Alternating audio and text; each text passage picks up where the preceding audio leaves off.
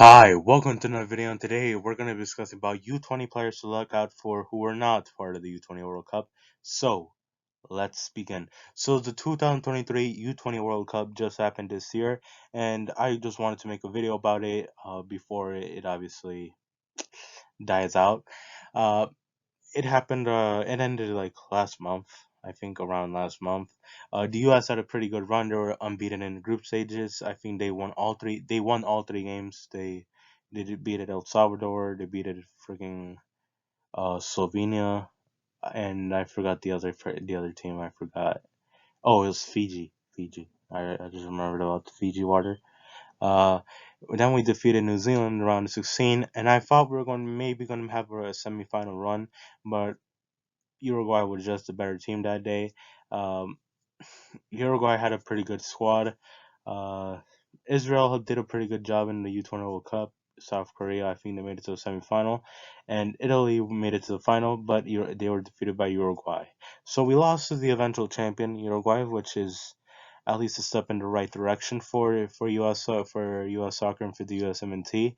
Uh, I feel with the possibility of getting dual nationals, this squad could get even better. Like most people are just saying, oh, they didn't make it to the final. You forgetting that the U.S. has a lot, and I mean a lot of dual nationals that they can still get. So a team that might be good can get even better with dual nationals. So just keep in mind that. So it's not the end of the world that we didn't win. Okay, so now let's just continue. Uh, First, let's start off with Alejandro Alvarado. Alejandro Alvarado was one of our best players in the CONCACAF U20 Championship. I think he was a starter in that championship, if I'm right. Um, I was very excited for him to have a good season with Vizela, but he was benched. Like, unfortunately, he was benched. Uh, Alejandro Alvarado has many qualities that not a lot of our players in this program have. Uh, I feel like a transfer back to the MLS could be the best for him.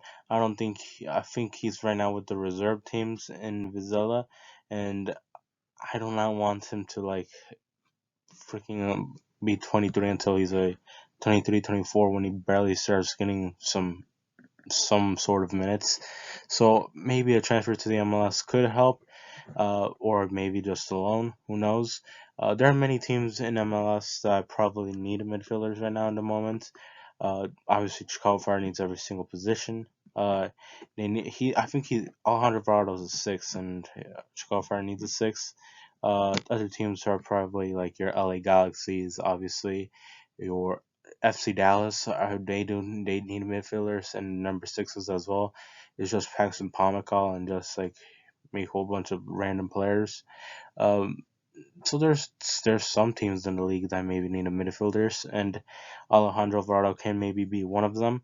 So I'm hoping for a transfer to the MLS can get Alvarado some sort of minutes. That's what I'm hoping for. So yeah, next it's gonna be Eric Duenas. Eric Duenas has been pretty good with LAFC, and it was pretty unexpected from him. It was pretty unexpected from me to see him getting minutes with LAFC this season, and to getting some decent minutes as well. He has been getting a good chunk of minutes. Uh, he has been starting in a couple of games as well. So you're starting over guys like Cifuentes, like freaking Timothy Tillman, Kellen Acosta. So you're competing minutes with those guys. Eli Sanchez is another one. It's another guy that you're competing minutes against. So it's pretty good to see Eric Duenas getting some minutes in this season. Uh, he's pretty exciting. I think he's been in the youth national teams with Mexico more often than us.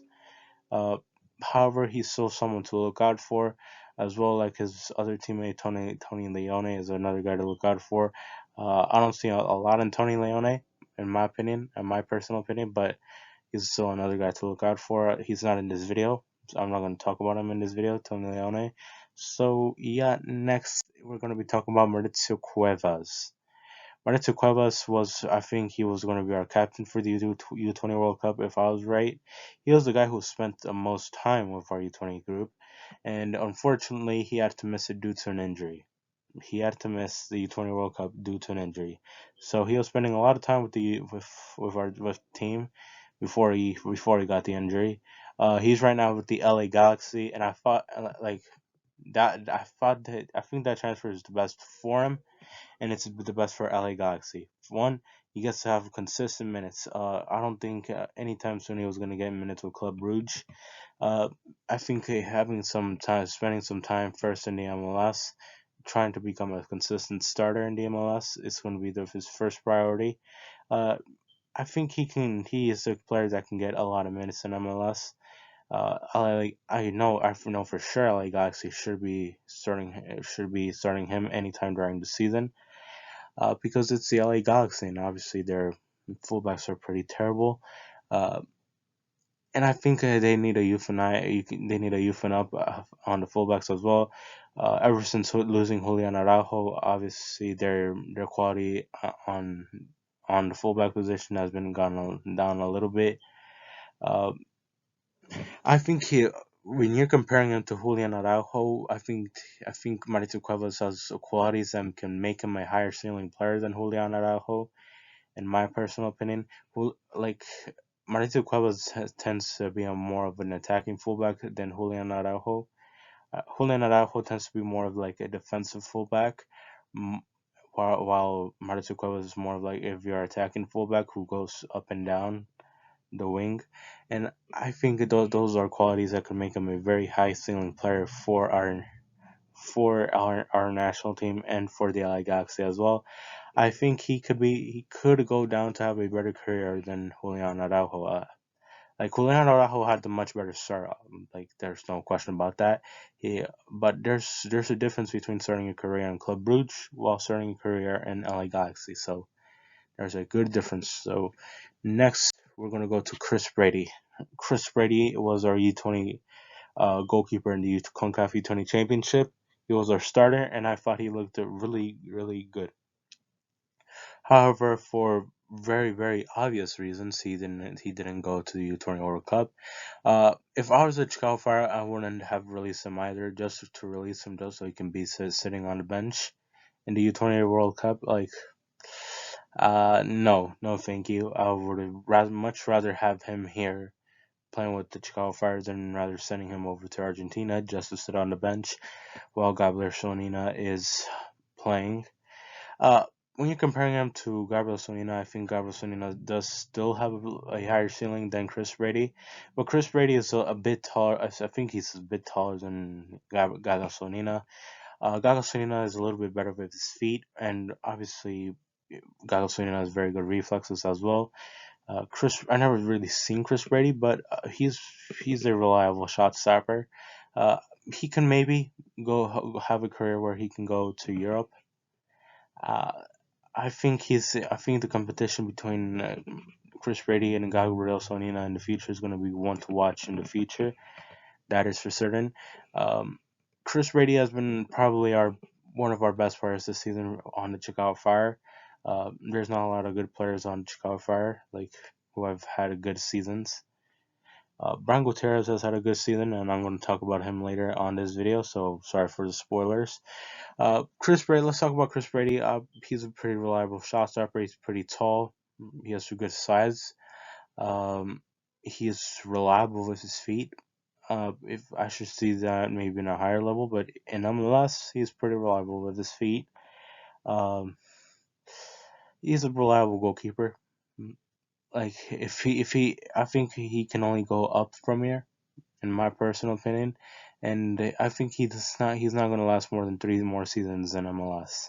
I think in 3 seasons he might leave to go to Europe.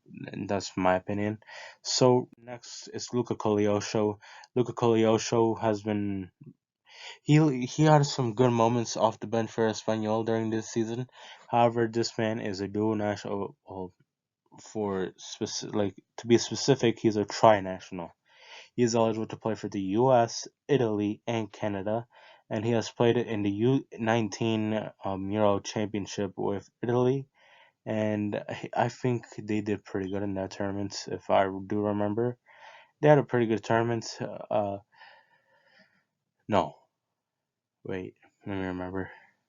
I was thinking about the U21 Euro Championship, but he was pretty good during that. He was pretty good in the U19 Championship. Um, let's talk about Luca Cogliosho. He scored a goal, I think, in Espanyol's last game. Obviously, we're not gonna be overrating him over just one goal in La Liga. We still have to see a lot more from Luca Cogliosho, but off the bench, he has been looking pretty good. Um, I think he was about to represent Canada in the U20 CONCACAF Championship. I think he was about to represent him, but he didn't. He's a pretty interesting player to see in the future. If I would probably like to see him represent Canada because we need two sides that can beat Mexico at the same. We need two sides in CONCACAF that can beat Mexico. Like I just need it. Like I just laugh at Mexico, to be honest. Uh, I think he his heart might be with Italy, might be inclined towards Italy because he is right now cap tied to them. So if he's ever going to represent the U.S. or Canada, he's going to have to file a one-time switch. But I think during his career, I think he might choose Canada. I think he might. I think he just might choose Canada. Like he has never represented us at any youth level team. Uh, and he's represented both Canada and Italy for the youth national teams.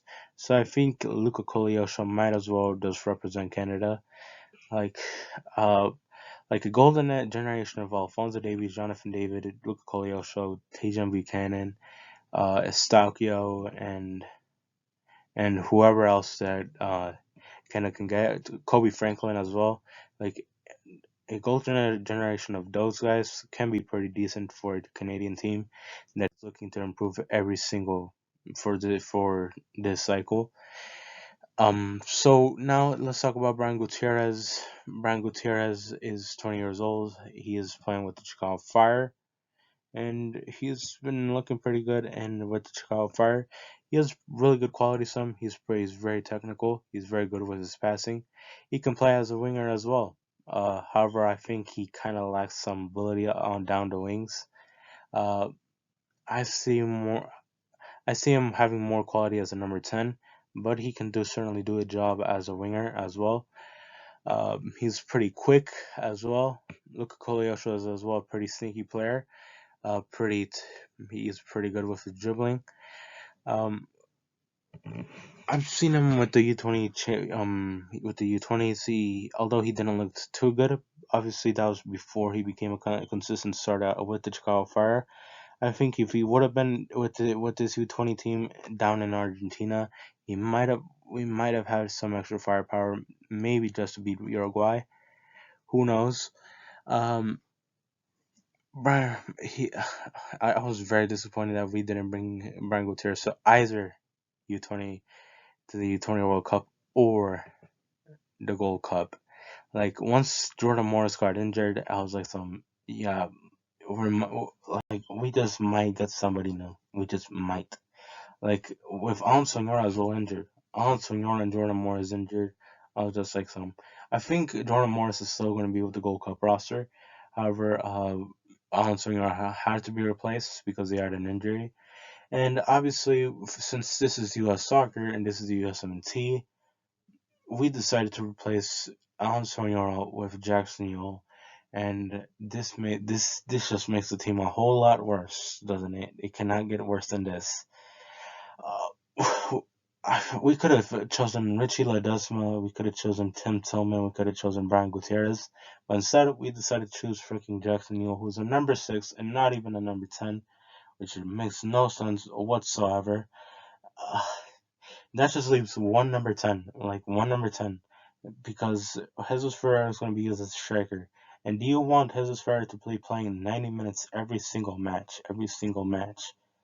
We're probably going to destroy Canada, so it's not going to be a huge problem. Like we might gonna have the game might be over around the 70th minute, so we might be able to sit down both Jordan Mihailovic and Jesus Ferreira. But it would have been nice to have Brian Gutierrez as a backup 10.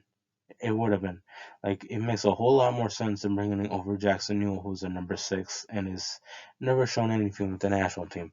So this just pisses me off, and I would just wish that we could have used him.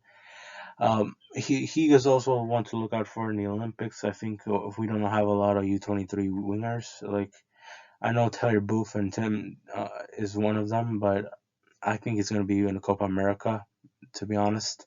Malik Tillman he might be in the Olympics, so who knows? We might see that in for next year. So now let's talk about Jalen Neal. Jalen Neal has been very good in this Gold Cup. He wasn't with the U20 group and down in Argentina because he's obviously in this video for a reason. Um, our center backs look pretty good down there in Argentina, but the the group center back group would have gotten a whole lot more better if Jalen Neal would have been part of this group.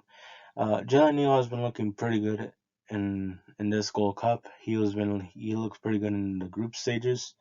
Obviously, he's playing against Trinidad and Tobago. He's playing against fucking Saint Kitts and Nevis. But however, in the second half against Jamaica, he did look pretty good. I gotta give him that. You're playing against Michael Antonio, Demarai Gray, and Leon Bailey and Bobby Reed, so at least you're handling some competent attackers. I think he might carry that form over to the knockout stages. Like first game against Canada, it's just Junior Hoylett and Lucas Cavallini, nothing too good over there. Next game you might play against freaking Panama or Qatar B to be exact. Not the same Qatar from the 2021 Gold Cup, but a Qatar B team that just got their asses kicked in the well, Qatar got their asses kicked in the World Cup, and you're not bringing over those guys. You're bringing over worse guys, which is Qatar B. So if it's either one of Panama or Qatar B, we should be good. However, for the final, you might face Jamaica or Mexico, and there's where like you can see Jalen Neal's real quality over there. Hopefully, he rises up to the occasion in this Gold Cup. So well, let's talk about some of his qualities first. Jalen Neal is a very competent defender, and he is very good. He's pretty good with the ball on his feet. He has kind of that physical that Chris Richards has. He kind when I see Jalen Neal play, it kind of reminds me of Chris Richards in a way. Not right now, but with time, I feel like we might see a player that is more like Chris Richards. Uh, Justin Che is another. However, he was in the U20 World Cup with Argentina. He's kind of like a similar player to Jalen Neal. I don't think Jalen Neal has the same range as Justin Che, but I think Jalen Neal is a whole lot more consistent than Justin Che. That's for sure.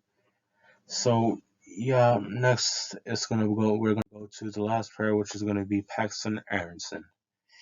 Paxton Aronson won the U20 CONCACAF Championship Golden Boot, and he was the best player as well, as you see over here and trophy over here. He won both. He won both.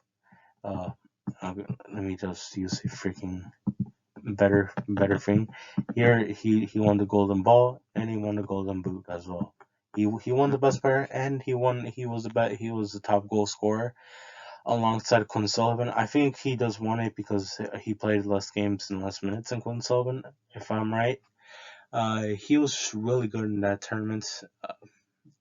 He freaking looked amazing. He looked like a world beater, and I was really excited to see him in down there in Argentina. But Eintracht Frankfurt didn't want to release him, and they didn't give him any minutes at all during the DFB Pokal final or any of their Bundesliga matches, which pissed me off. It just pissed me off that Eintracht Frankfurt did not release Paxton Aronson just so he can sit on the bench. This freaking pissed me off. However, I think Paxton Aronson has a good future ahead of him. When you're comparing him to his brother Brendan, I see Brendan Aronson as Brendan Aronson is a whole lot more athletic than Paxton Aronson, from what I've seen. Paxton Aronson, however, I think he's a lot more good with the ball on his feet. However, He's a better dribbler than his brother when Brendan was his age, and he was obviously Paxton is a whole lot better passer as well. And in the final third, I feel like Paxton has a lot more quality in the final third than Brendan Aronson. I'm just gonna say that right now. He has a lot more quality. As a number 10, I feel Paxton Aronson would be a whole lot better player than Brendan Aronson. However, Brendan Aronson will be much better as a winger. So I feel that's where the difference lies in between the two brothers. Um, it'll be really good to see both brothers compete in the Bundesliga. It will be very exciting to see both compete.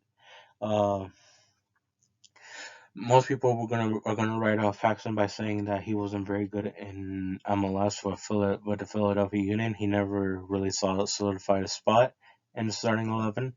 However, you gotta remember one thing: Brendan Aronson wasn't a consistent starter in MLS either. He was more of a bench player in Philadelphia Union, and his quality rose up dramatically once he made the jump to Europe because his game got defined. I feel the same thing is going to happen with Paxton Aronson, where this game is just going to get defined, and he's going to get a whole lot better, and he's going to look a whole lot better than when he was in MLS. That is going to be for certain. So now, I feel that's it. There's other guys as well that I could have missed. Obviously, I mentioned Alexa Tony Leone. Uh, However, I think I'm forgetting a couple of people. Let me know in the comments. But thank you guys for watching. We'll see you guys in the next video. Goodbye.